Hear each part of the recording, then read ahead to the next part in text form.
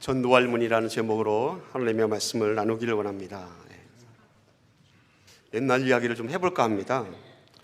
1902년도 평양북도 삭주 지방에 최가라고 하는 한 사람이 유배를 당해서 왔습니다.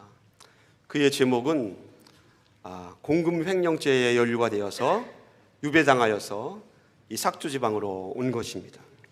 근데 이미 삭주 지방에 1902년 당시에 교회가 설립되어 있었습니다.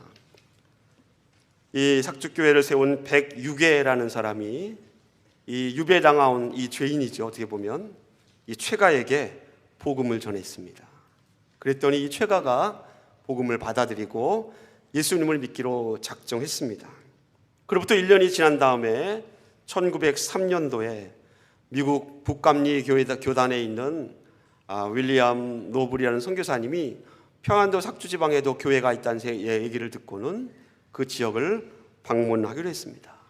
방문해서는 열심히 설교하시고 복음을 가르치신 후에 이 최가라는 사람에게 쪽복음을 하나 이렇게 건네줬습니다. 그 당시에는 우리나라 지금처럼 이렇게 성경 66권이 묶여 있는 것이 아니라 성경책들이 따로따로 띄어져서 있는 복음들이 훨씬 많았기 때문에 이 최가가 선교사님으로부터 전해준 이 쪽복음을 들고는 집에 가서 열심히 읽었습니다. 그리고 어느 날 무심코 이 쪽복음을 읽다가 잠이 들었습니다. 잠이 들었는데 그 잠결에 무시무시한 꿈을 꾼 겁니다. 하늘에서 막 불벼락이 막 쏟아지는데 그 수많은 불벼락 가운데서 자기가 불벼락을 맞아 죽는 꿈을 꾼 겁니다. 자기가 죽는 꿈 얼마나 무시무시합니까? 정신이 번쩍 들어서 깨어보니까 꿈이었습니다. 그리고는 자세를 고쳐잡기 시작합니다. 내가 이렇게 살면 안 되겠다 하고는 아주 열심히 하나님을 믿기 시작하였고, 그가 열심을 내자마자 성령의 체험을 하고 구원의 확신을 갖게 되었고, 내가 이제부터는 전도자가 되리라 라고 결단합니다. 그래서 그가 그 최가의 이름이 바로 최봉석이고, 전도자가 된 이름 후에 이름을 바꾸죠. 최권능으로 이름을 바꾸었습니다. 이 최권능 목사님에 대한 일화는 아주 유명한 일화들이 많이 있습니다. 아마 여러분들도 들어보신 적이 있을 것입니다. 평양에 있는 백동이라는 거리를 거기서 열심히 복음을 전합니다. 최권능 목사님의 유명한 그 전도할 때 슬로건이 있지 않습니까? 예수천당 불신지옥. 이 예수천당 불신지옥을 하필이면 지나가고 있는, 말을 타고 지나가는 일본의 순사에게, 이 고급장교에게 그 작은 소리도 아주 큰 소리로 외칩니다. 예수천당 불신지옥. 그랬더니 말이 그 소리를 듣고는 깜짝 놀라서 등 뒤에 태우고 있는 일본 순사를 떨어뜨립니다. 말에서 떨어진 일본 순사가 가만히 있겠습니까?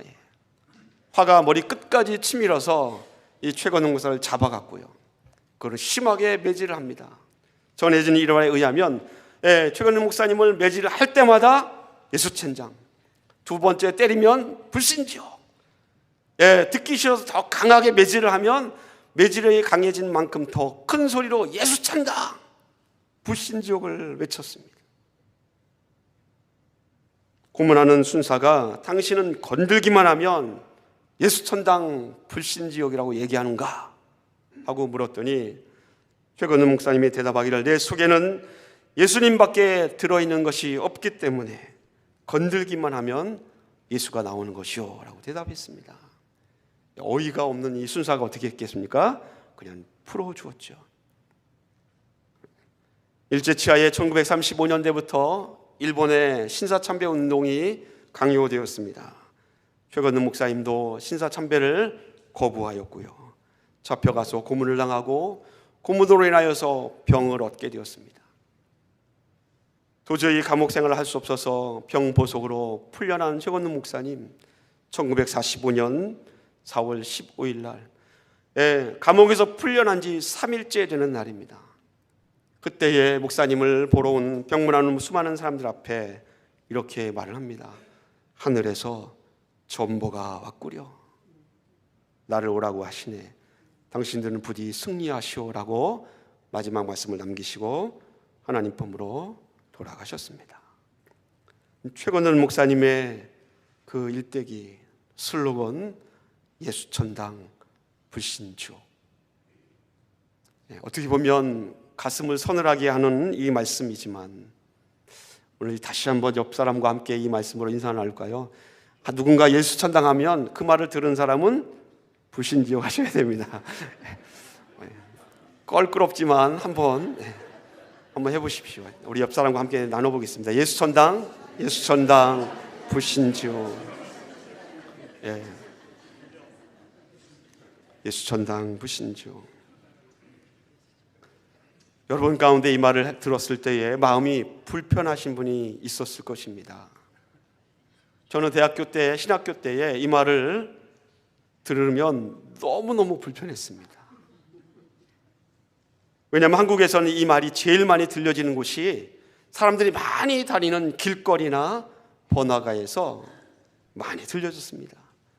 지하철역이나 역전 앞에서 사람들이 마이크를 대고 예수천당 불신지옥을 했습니다. 뿐만 아니라 지하철 안에서도 사람들이 돌아다니면서 이 말을 구호를 외쳤습니다. 그냥 외치는 것도 아닙니다. 어떤 분은 하얀색 백그라운드에 빨간색 글씨로 피켓을 만들어 예수천당 불신지옥을 만들어서 가지고 다니고, 어떤 분은 어깨에서부터 허리까지 띠를 두르고는 그 띠에다가 예수천당 불신지옥이라 글을 써놓고는 다닙니다. 얼마나 소리를 지르는지 사람들이 여기저기서 시끄럽다고 핀잔을 줍니다.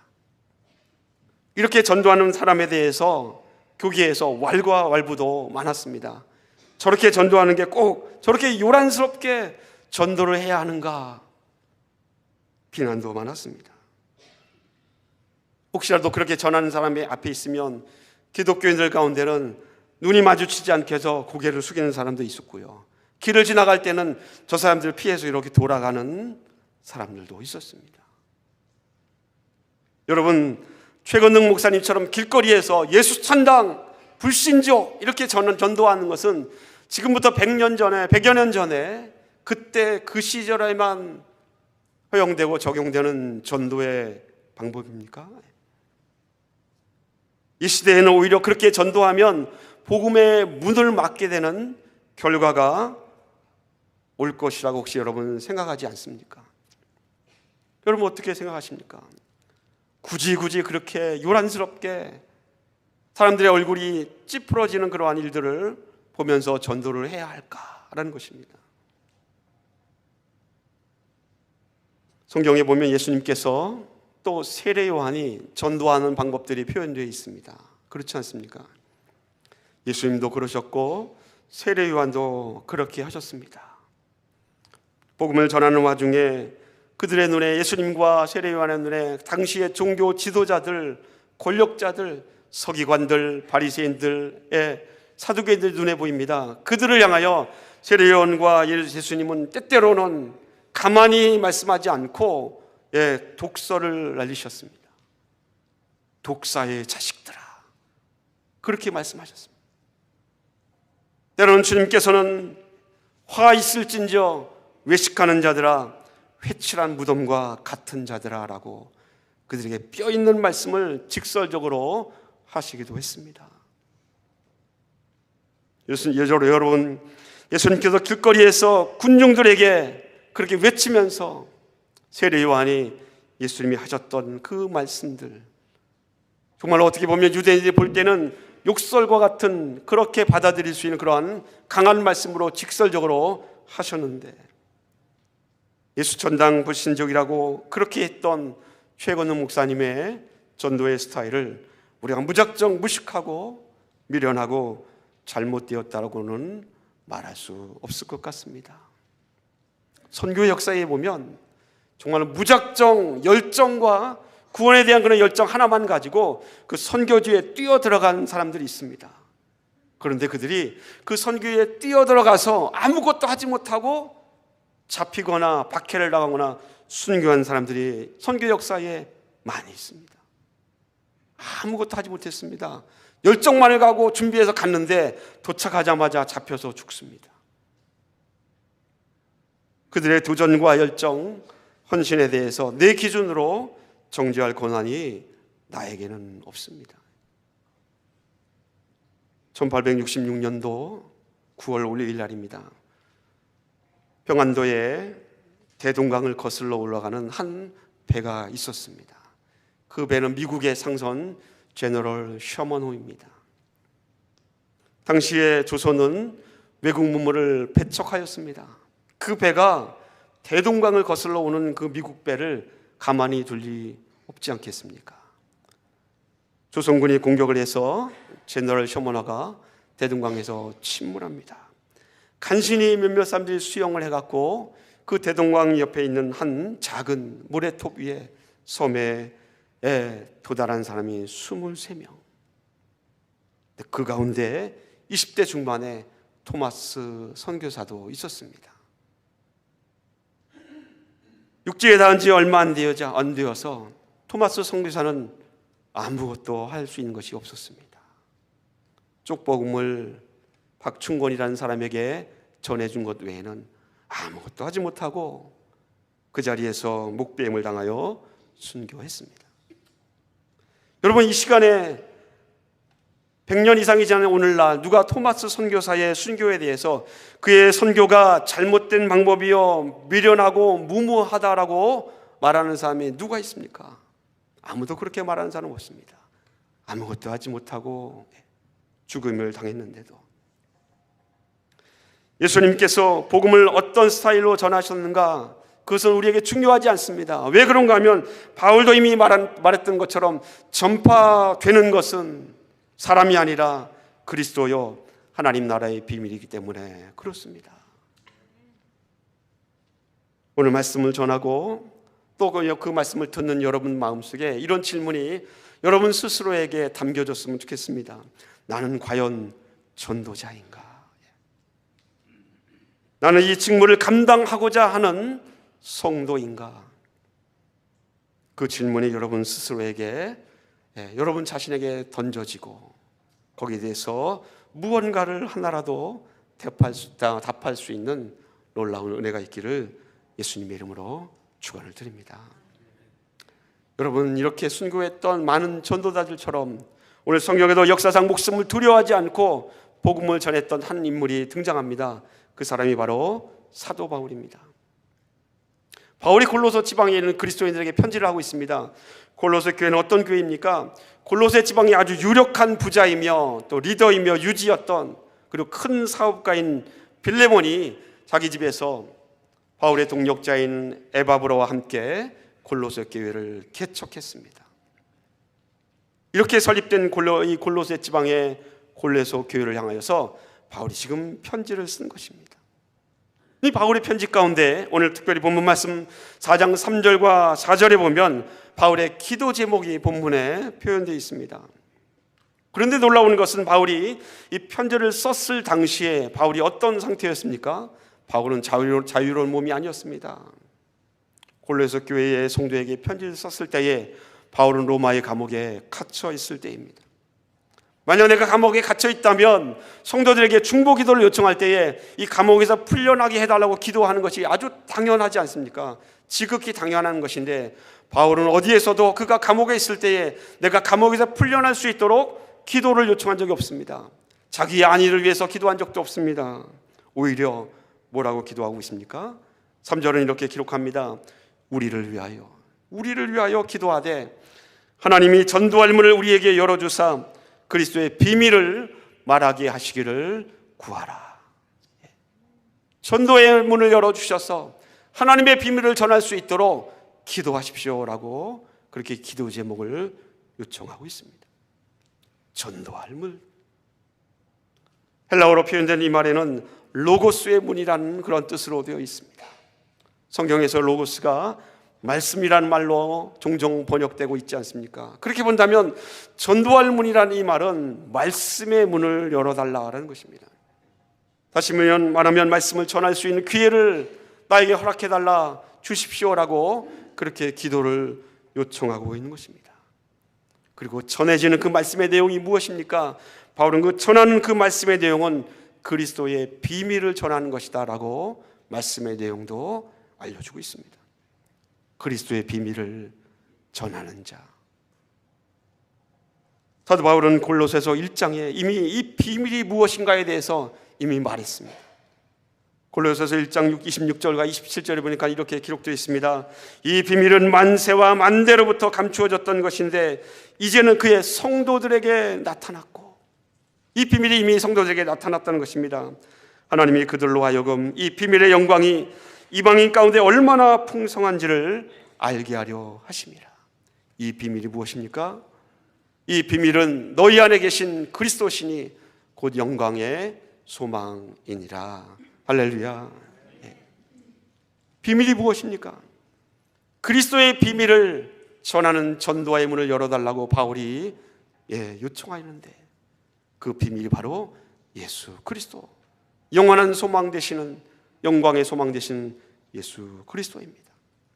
이 예수 그리스도의 비밀은 오랫동안 감추어져 있었다라고 기록하고 있습니다. 그렇지만 이 비밀이 만천하에 드러나서 화평을 이루신 예수 그리스도의 십자가의 보혈의 공로로 인하여서 하나님과 우리 사이뿐만 아니라 세상과 하나님 사이를 화목을 이룰 수 있도록 역사하시는 그 놀라운 예수 그리스도, 그 예수 그리스도를 전하는 것이 바로 그리스도의 비밀을 전하는 전도자의 사명입니다. 바울은 이 비밀을 전하는 자로 내가 택함을 받았고 내가 이 일에 매임을 받은 자라고 자기 자신을 소개하고 있습니다. 그렇기 때문에 성도들에게 내가 이 비밀을 전하는 사명을 잘 감당할 수 있도록 나를 위해서, 우리를 위해서 서로 기도하자라고 그렇게 증보기도를 요청하고 있는 것입니다.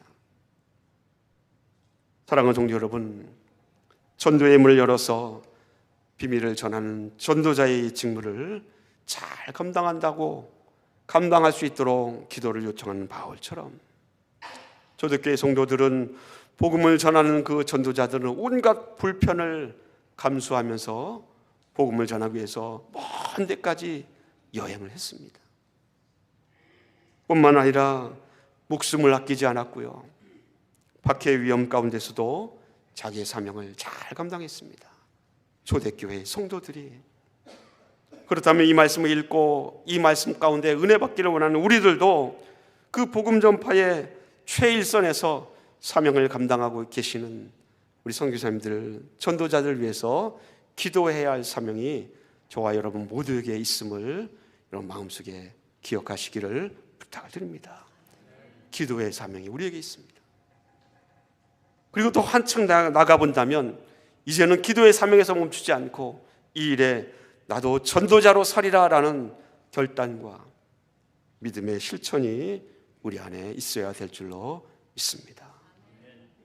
사랑하는 성도 여러분, 전도할 문, 이 전도할 문을 열고 그리스도의 비밀을 전하는 자가 되기 위해서 여러분 이 시간에 세 가지만 간단히 말씀드리려고 합니다. 전도할 문을 열고 그리스도의 비밀을 전하는 전도자의 세 가지. 첫 번째는 바로 전도의 문을 열기 위해서 우리의 주변 환경이나 상황에 따라 저절로 열어지는 것이 아니라 바로 내가 결단하여서 그 문을 열어야 한다라는 것입니다. 때때로 우리가 전도합시다, 전도해야 됩니다, 이 직분을 감당해야 됩니다라고 얘기했을 때에 그렇게 얘기하는 사람이 있습니다. 저 민족을 향하여서, 아니면 저 한 영을 향하여서 내가 복음을 전해야 하는데 아직 때가 이르지 않았다. 저 사람, 하나님, 저 사람이 복음을 받아들일 수 있도록 상황과 조건을 하나님 조성해 주시옵소서, 그렇게 기도하기도 합니다. 물론 잘못된 기도가 아닙니다. 그런데 여러분, 그 때와 상황과 조건을 결정하는 것은 내가 아니지 않습니까? 내가 할 수 있는 것은 상황과 조건과 때를 기다리는 것이 아니라 내가 할 수 있는 유일한 것은 그냥 전하는 것입니다. 그래서 바울은 디모데에게 이렇게 저는 말씀하고 있습니다. 디모데후서 4장 2절 말씀에 너는 말씀을 전파하라. 때를 얻든지 못 얻든지 항상 힘쓰라. 그 때를 정하시는 것은 하나님이시지 우리가 아닙니다. 내가 할 수 있는 것은 저 사람의 상황이 안 될 것 같고 저 사람의 상황이 준비될 것 같아서 복음을 전해야지 말아야지 정하는 것이 아니라 나는 때를 얻든지 못 얻든지 전하는 자가 되어야 합니다. 때때로 우리 가운데 전도가 어렵다고 느끼는 분들이 계십니다. 전도가 어렵다고 느끼는 것은 전하는 그러한 마음을 갖고 있는 당사자의 문제이지 상황이나 조건의 문제가 더 이상 아니라는 것입니다. 전하는 자에게 문제가 있습니다. 전하는 자에게 전도의 문이 열려야 하고, 전하는 자에게 그리스도의 비밀을 말할 수 있는 담대한 복음의 열정과 믿음이 있어야 합니다. 오늘 3절에 바울이 우리를 위해서 기도합시다. 전도의 문을 열어서 그 어떤 기도보다도 전도할 수 있도록 그 문을 열어달라고, 그리스도의 비밀을 말할 수 있게 해달라고 우리 함께 기도합시다라고 바울이 요청하고 있는 것처럼, 저와 여러분 모두가 때를 얻든지 못 얻든지 그 상황을 내가 결정하는 것이 아니라 하나님 앞에 이 사명을 온전히 감당하기 위해서 언제든지 하나님 말씀을 전할 수 있는 기회가 주어지면 전도할 수 있는 그런 주의 전도자의 아름다운 발걸음들 되시기를 예수님의 이름으로 축원을 드립니다. 두 번째 전도자가 해야 할 두 번째 자세와 태도가 있다면 이 전도가 정말로 쉽지 않다라는 것입니다. 어렵습니다. 그렇기 때문에 전도자가 복음을 전할 때는 고난받는 자세가 준비되어 있어야 합니다. 사랑하는 성도 여러분, 바울은 결코 전도가 쉽다고 말한 적이 없습니다. 오히려 디모데에게, 지난주에도 나누었지만 디모데후서 4장 5절 말씀은 너는 모든 일에 신중하여 고난을 받으며 전도자의 일을 하며 내 직무를 다하라라고 이렇게 권면하고 있습니다.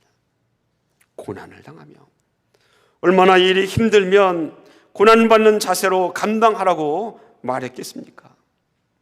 그렇다면 여러분, 전도자의 직무를 감당하는 것은 힘들다고 포기할 수 있는 일이 그리스도에는 적어도 아니다라는 사실입니다.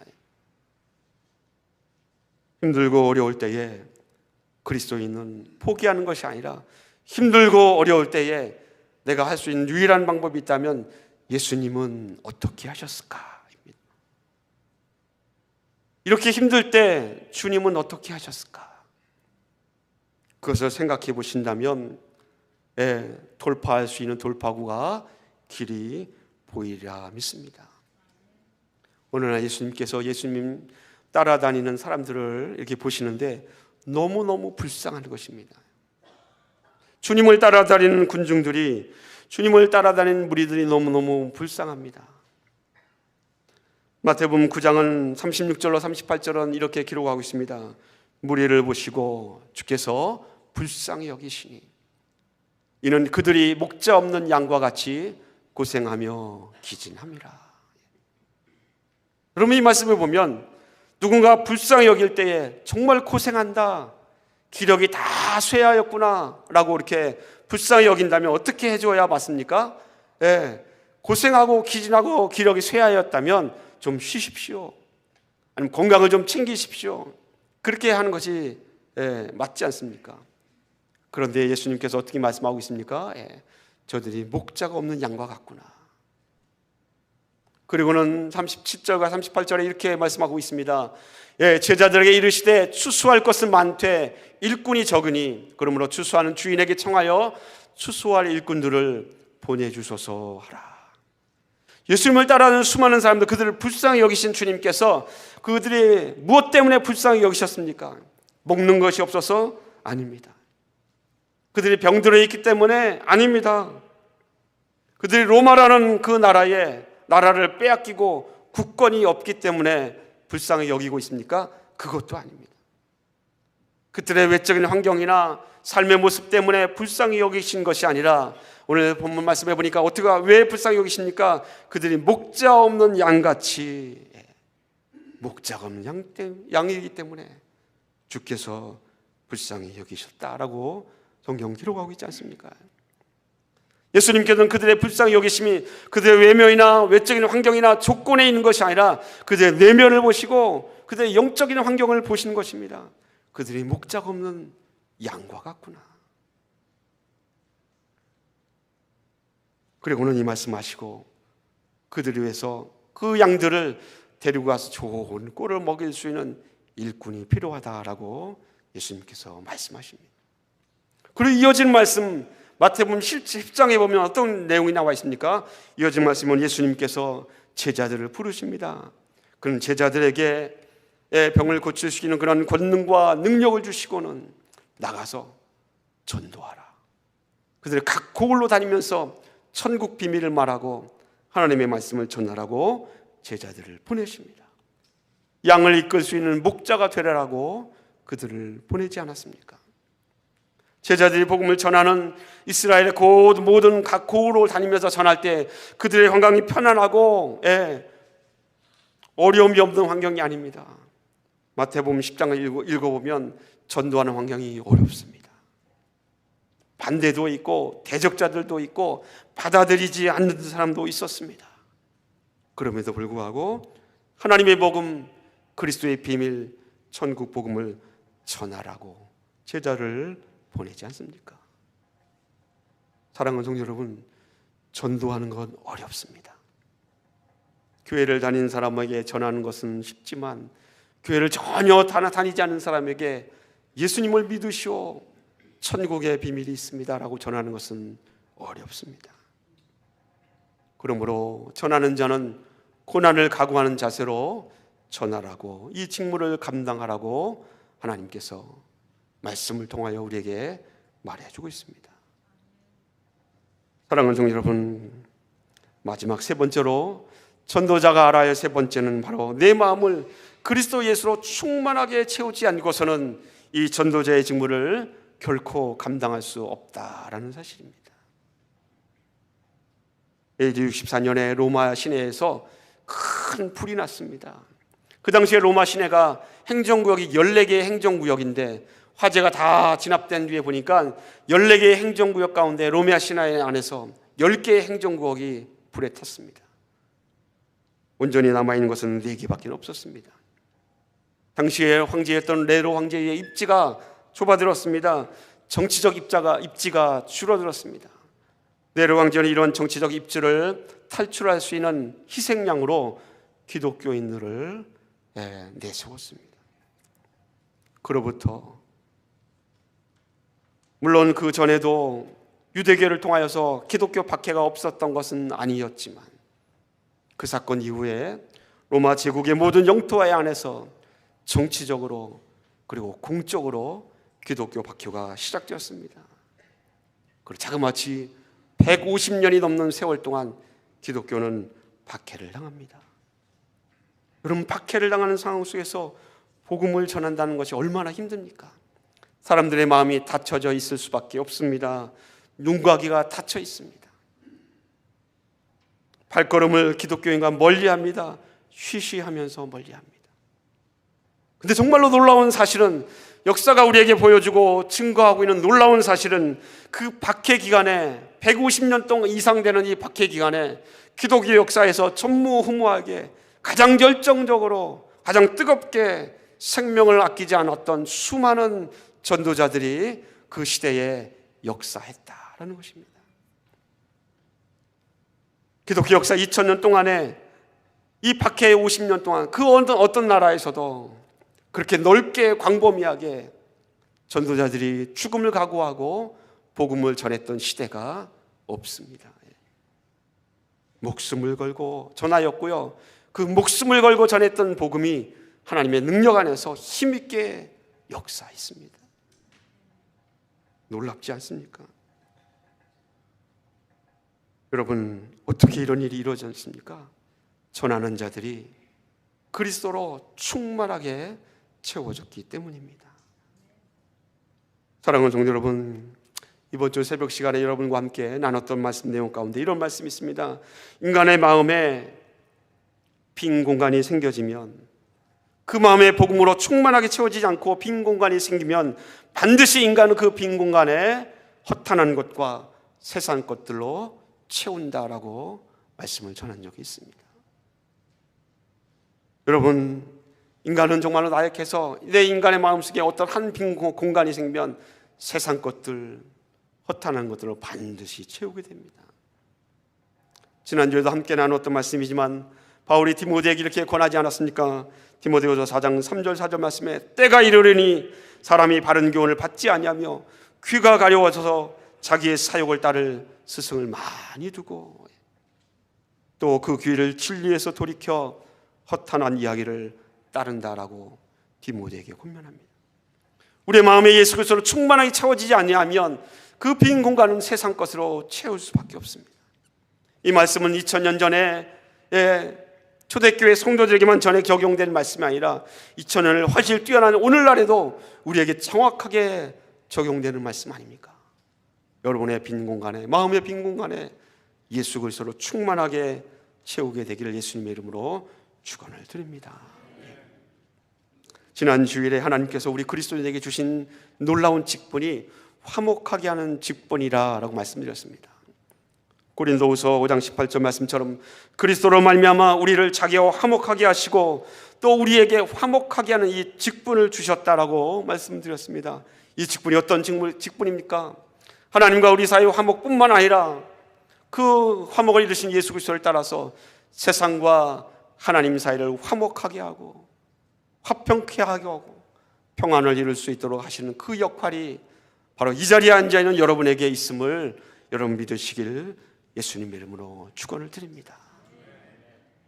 사랑하는 성도 여러분, 화목하게 하는 이 직분을 온전히 감당하신 예수 그리스도, 십자가를 통하여 자기의 생명을 희생함으로 이 사명을 온전히 감당하신 주님처럼 저와 여러분도 우리 마음속에 예수 그리스도로 충만히 채워서 전도할 문을 열어서 그리스도의 비밀을 말하는 자, 이 직분을 온전히 감당할 수 있는 하나님의 백성들 되시기를 예수님의 이름으로 간절히 축원을 드립니다.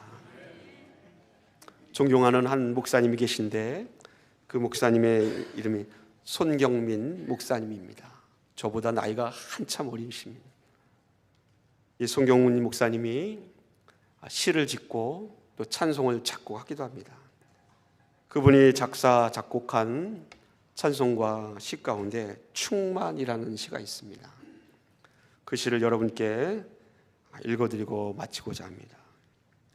무명이어도 공허하지 않은 것은 예수 안에 난 만족함이라. 가난하여도 부족하지 않은 것은 예수 안에 오직 나는 부요함이라. 고난 중에도 견뎌낼 수 있는 것은 주의 계획 믿기 때문이라. 실패하여도 일어설 수 있는 것은 예수 안에 오직 나는 승리함이라.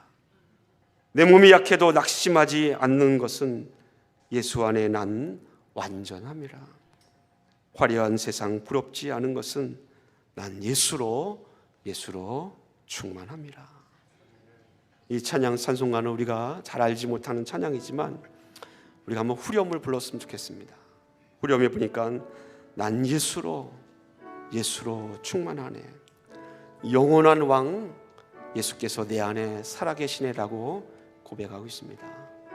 이 찬양의 가사가 오늘 말씀을 기억하면서 내 안에 그리스도로 충만히 채워서 전도할 문을 열고 그리스도의 비밀을 전하는 전도자로 세워질 수 있는 그런 고백의 찬양이 되었으면 좋겠습니다.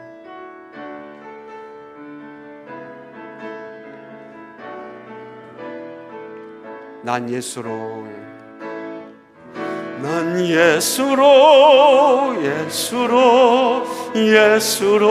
충만하네. 세상 모든 것들로 부럽지 않네.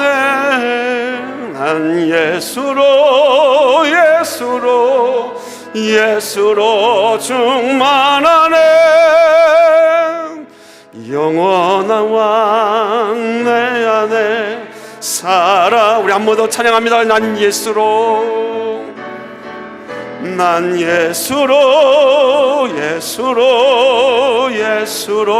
충만하네.